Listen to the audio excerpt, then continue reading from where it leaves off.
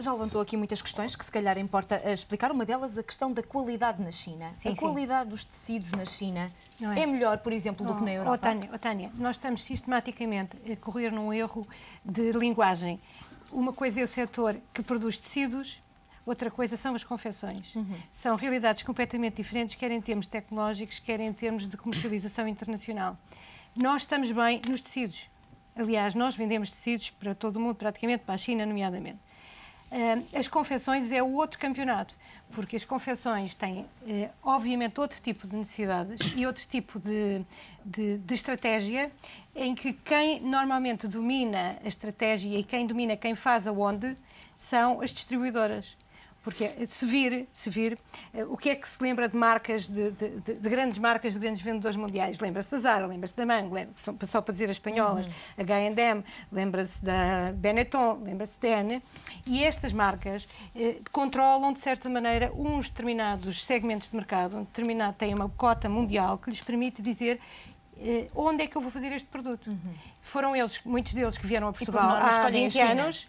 E, neste momento, o que acontece é que grande parte da exportação da China, 56% da exportação da China, é feita por empresas de capital estrangeiro ou empresas que trabalham em processing trade para estas empresas estrangeiras. E, portanto, o que acontece é que são eles que dominam. E eles vão dizer um dia em que deixam de fazer na China e vão fazer noutro sítio. Mas, neste momento, ainda fazem muita coisa na China. E fazem não no nível de qualidade chinês, fazem no nível de qualidade internacional, porque os seus clientes são internacionais. Por exemplo, eu conheci uma empresa, estive a visitar uma empresa de calçado perto de Cantão, que tinha um controlador de qualidade, que era um senhor de 65 anos, reformado da Bali, onde ele fazia o controle de qualidade na Bali. Portanto, quando se faz uma análise deste género, tem que se ver porque é que o produto é feito ali, quais são as vantagens competitivas da empresa que mandou fazer.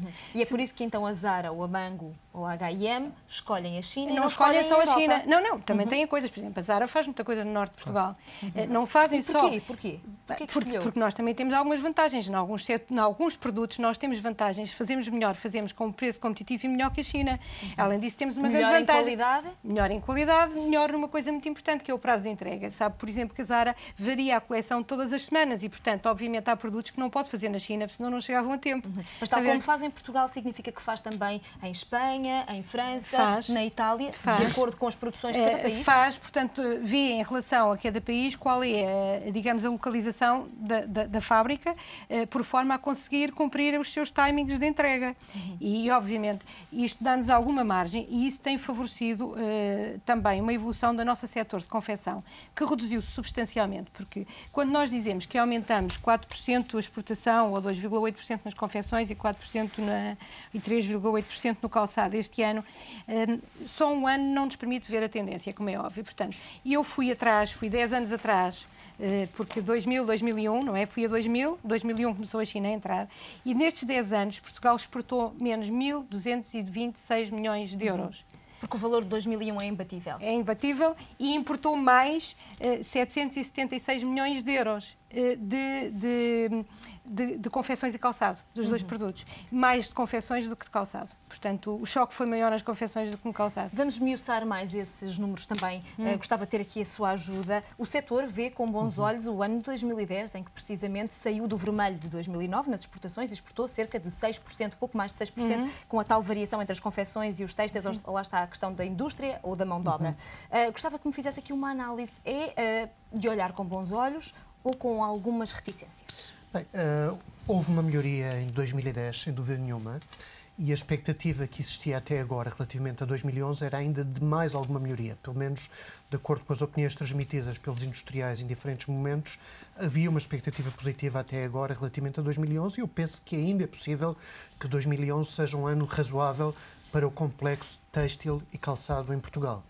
Agora, a tendência de longo prazo tem sido indiscutivelmente uma tendência para a regressão do setor. Este setor empregou em Portugal já mais de 400 mil trabalhadores. Eu penso que no seu pico terá estado próximo de 500 mil de pessoas. E neste momento temos cerca de 200 mil pessoas a trabalhar no têxtil e no calçado em Portugal. Em termos de faturação, a faturação atingiu já cerca de 10 mil milhões de euros. E neste momento estamos em cerca de 7 mil milhões de euros de faturação do complexo têxtil e calçado. Portanto, claramente que a tendência de longo prazo tem sido uma tendência de regressão. Eu penso que no curto prazo houve uma melhoria, mas foi uma melhoria de 6% em 2010 na produção e nas exportações, face a uma regressão de 13% no ano anterior. Portanto, nem sequer recuperamos aquilo que perdemos em 2009. E em 2008 também tinha ido para aí 7% também. Portanto, porventura. Portanto, a tendência, toda ela de longo prazo, tem sido uma tendência para a regressão do setor. Gostava de pegar nessa sua palavra, regressão, para lhe perguntar se essa regressão é só em termos de números ou se, efetivamente, o setor mudou e mudou para melhor. Onde é que está aquele setor que se dizia retrógrado, com mão de obra muito barata e até com perspectivas de terminar, como alguns vaticinavam há alguns anos? O setor, repare, mesmo em países como a Alemanha, países de muito altos salários, continua a existir alguma indústria têxtil, alguma indústria de calçado, alguma indústria de vestuário. Existem sempre determinados nichos de mercado onde empresas em países de salários muito elevados conseguem manter-se competitivas. O que aconteceu em Portugal foi uma erosão do setor tradicional. Tem havido alguma mudança do setor, mas não uma mudança radical. Há franjas do setor que, francamente, têm mudado e temos empresas de alta qualidade em algumas franjas de todo este complexo têxtil e calçado. E essas distinguem-se? Agora, no seu todo, o setor, eu penso que ainda necessita de ser reformado. Há, efetivamente, melhoria qualitativa, mas existem ainda muitos passos a ser dados neste tipo de setor. E esses passos dizem respeito a medidas internas às empresas. As próprias empresas existentes têm que se alterar em bastantes aspectos e em termos de políticas públicas também de suporte a este tipo de setor. Portanto, há estes dois domínios, interno e externo, que importa olhar nos próximos anos e trabalhá-los conjuntamente. Também as empresas precisam de ajudas para ser mais competitivas ou devia partir dos próprios empresários? Os empresários, há aqui uma data que é importante no setor, especialmente do têxtil, que é importante, que é a data de 2005, quando foi feita a abertura dos mercados, portanto, a liberalização dos mercados. E nessa altura houve aqui uma mudança de orientação em relação àquilo que estavam a fazer. Deixaram de estar a produzir em massa, portanto, e passaram a produzir mais na qualidade, apostaram na qualidade.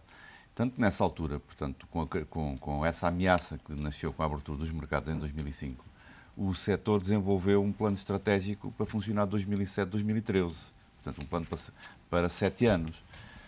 Plano estratégico esse que foi desenvolvido, que logo em 2008 teve bom, 2007, portanto, houve um crescimento, portanto, houve uma melhoria do setor, mas depois, com a crise de 2008, portanto, levou portanto, uma machadada e houve assim um certo arrepio, portanto, no funcionamento do setor. É óbvio que o setor, qualquer deles, não pode estar à espera que o Estado funcione. Portanto, ele tem que ser ativo, tem que ser proativo, não é?